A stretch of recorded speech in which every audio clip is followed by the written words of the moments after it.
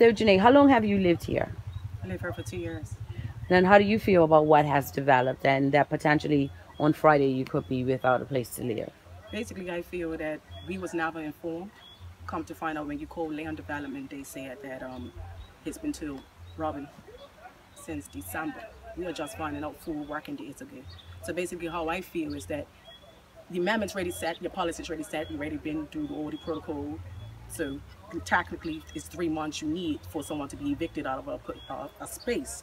But in our aspect, we're just finding out. So all I ask is that you give us at least 2 months to find somewhere. I checked on email, rent's $1,200 for a studio.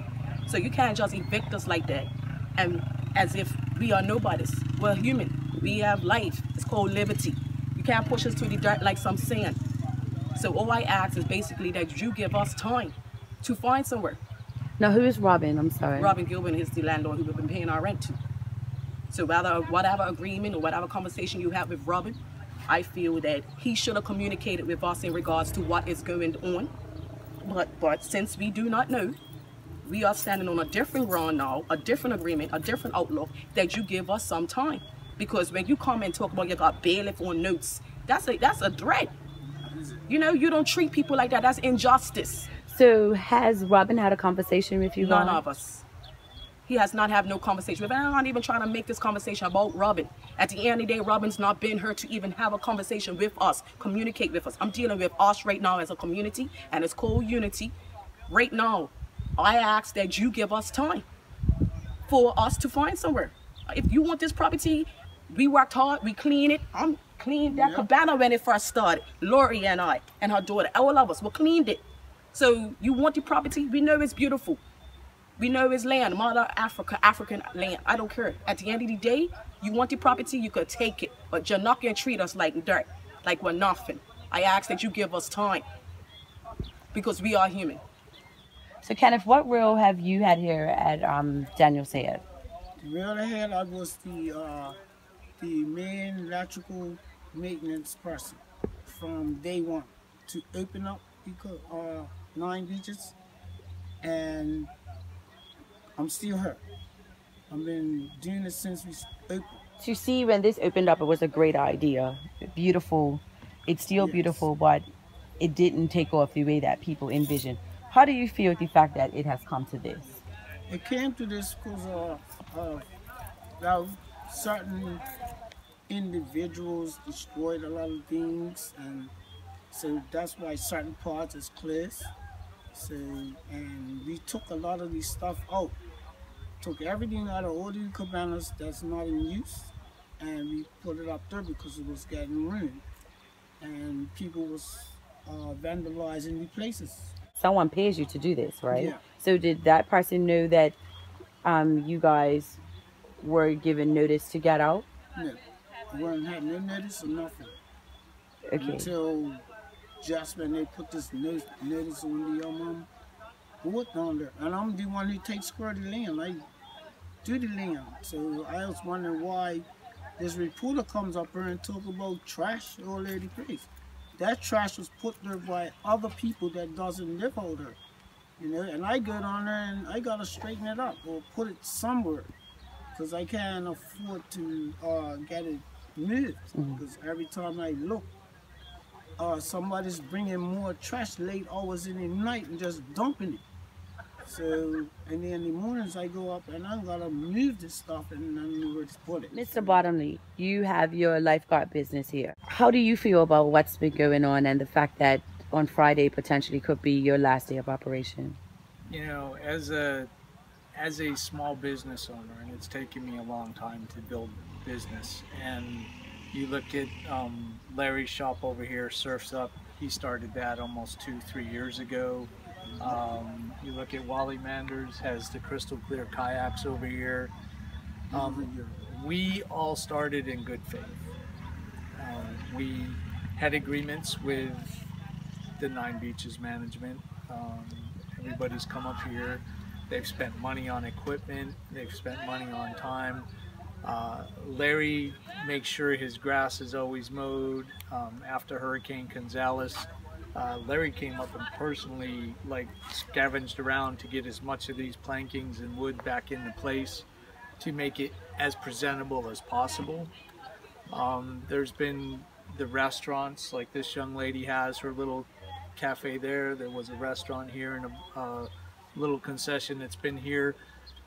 And it has given people at this end of the island a sense of community, and a lot of them, it has given them employment.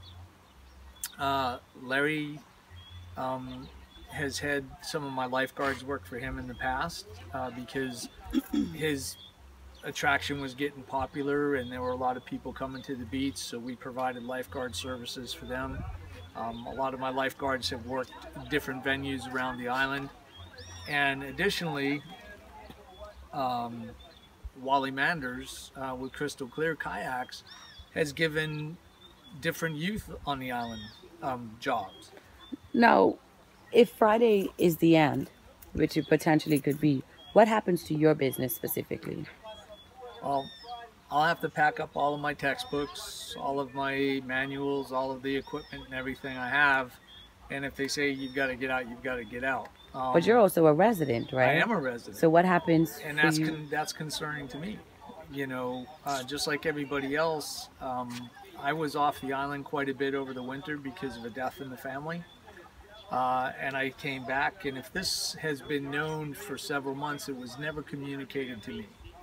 Neither was it communicated to anybody else. I think, in all fairness, we are just starting the tourist season. The businesses that are here, even though we're small business owners, the businesses that are here have or should have some type of an obligation to say, you know what, finish out your season, do what you have to do, and then we'll move you out. Would you comply with that? I think I would definitely comply with that. If people came in and realistically sat down with us and said, okay, we understand you folks all have a lot of concerns as residents and owners and business managers down here, but here's what we're going to do for you. At the end of the season, say November 1st, okay, you know, usually the last cruise ships are gone that first week in November. Hey, you know, go ahead and wrap it up. Nobody knows what the hurricane seasons are going to bring us, and we've had to close several times because of the hurricanes. But I believe, you have an inherent right to support yourself.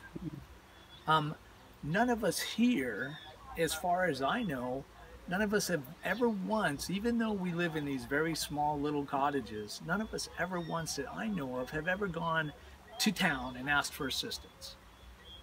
We work, we pay our rents. That's right. I work in dockyard most of the time, most every year, supporting the tourist industry, besides doing this stuff down here that I've done over the years. And it's important that people take a realistic step back and go, wait a minute, how many lives are we affecting? That's right. We already know that there is 24 cabanas that are occupied, either cabanas or the apartments that are occupied. Some of those people have small children. So you're going to tell these people, you've got to completely get out. Less than a day. It's summertime. You know, none of us, and every single one of us are here worried about what is going to happen Friday. Are they going to come in here with chainsaws, padlocks, and everything else and say, you all have to go? Because Friday at the end of the day, and many of the residents here, we work. We work. We go to work. I see everybody in the morning. I wave, hey, how you doing? Aaron, what's up? You know, I wave goodbye to my friends and people that I know, and we say goodbye at the end of the day, and then you hear everybody starting to come back together in the evening, because this is home.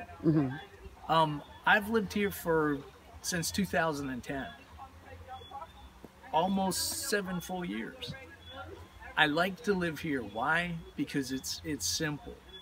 My son's here, you know, he's here. My family comes in and out. Friends have come down to visit, and this is a beautiful place to just relax. And at the end of the day, all anybody ever wants is a place to hang their head, put their clothes, and get some rest. So what do you think is the greatest misconception that people have about those who are occupying the cabanas up here at Nine Beaches? The people up here at Nine Beaches are productive people. The community, the children, they all respect one another. They appreciate you telling them pick up the trash, move the bikes out of the way. I have 2 jobs. I work day and night, and I have this concession in the summer. I'm getting ready to open up this concession. I've dug it out. I've painted. I've bought boards for a door and everything. And it looks beautiful. I love the place.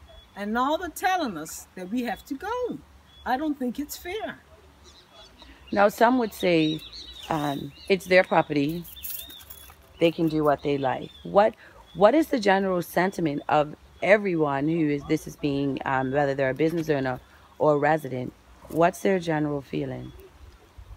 Greed and money. Yeah. They think that's what's motivating it? it? Oh, yes. And I could go deeper than that.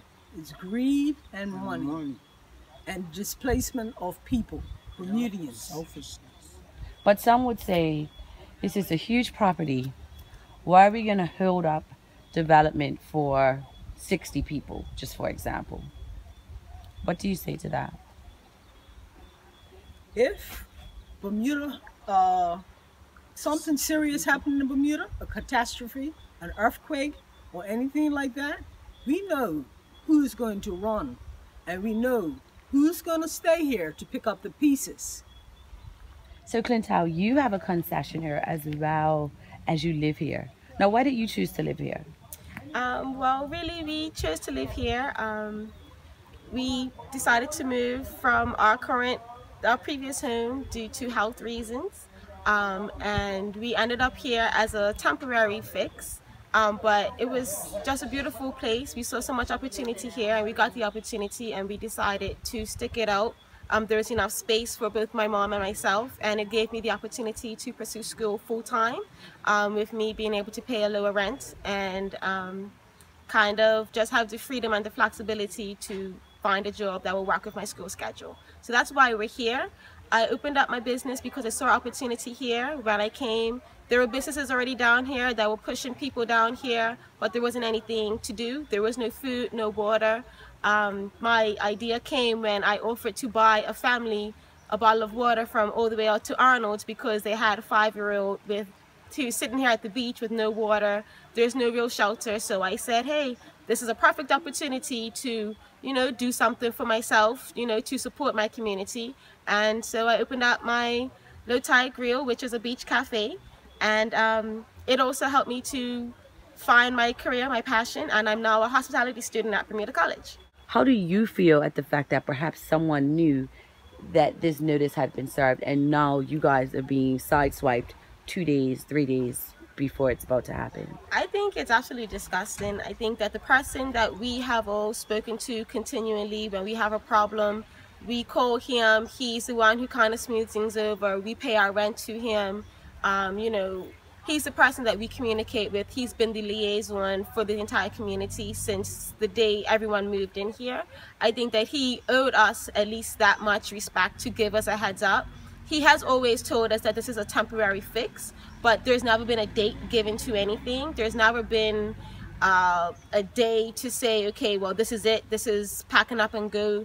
As the news unfolds in public, it also unfolds down here. There's residents here that we see this guy every day. We've seen him, spoken to him. He calls my mom personally. So, I mean, there was plenty of opportunity to say, hey, there's something going wrong. Since the notice was given about Friday, have you seen it?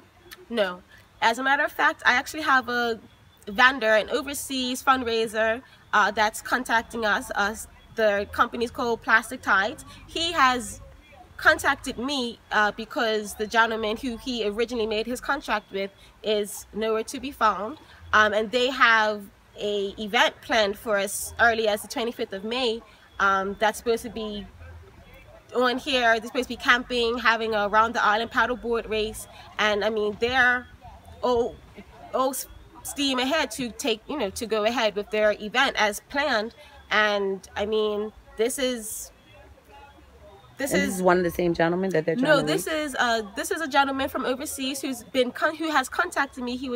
given my number to contact by the gentleman, our landlord, to sort out any issues that we have, because as vendors and vendor owners, you know, we were responsible for the land and everything. So I mean, he has given us plans and hope to make plans without, you know, withholding information. We are now left with, you know, all these ideas to, you know, build our business and or even have events, and now there's nothing here. We have a day to pack up and go, essentially. Now, understanding that you knew that it wasn't necessarily a full-time position or residency, but what would be a win-win for you right now, or for everyone that this is affecting? A win-win right now would be for us to have the time to stay here, to, you know, collect our stuff, find homes for families, you know, be able to collect the monies to afford to find a place to stay after we leave here. Also allowing us to stay this season. We have businesses here that are beachfront businesses that, you know, cater to the tourists, cater to guests, and this is something that Bermuda tourism is asking for. They're asking for beach locations. They're asking for, you know, Bermudian vendors to pick up the stick and, you know, kind of, you know, do something for ourselves. They're asking us, so we're asking for the time to be able to prove that we're doing something positive for not just our communities and ourselves, but for Bermuda entirely. Do you think that there's any hope that perhaps you'll have an extension beyond Friday? At this point, I have no idea.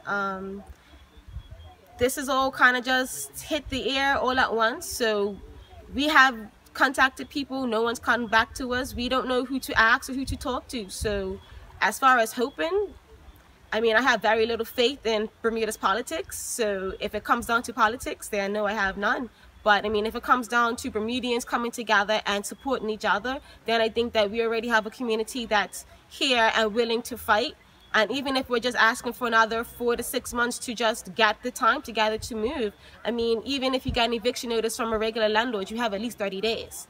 So, I mean, that's only fair, but to kind of move an entire neighborhood, essentially, we're going to need more time than that. We're going to need a lot more time than just Friday.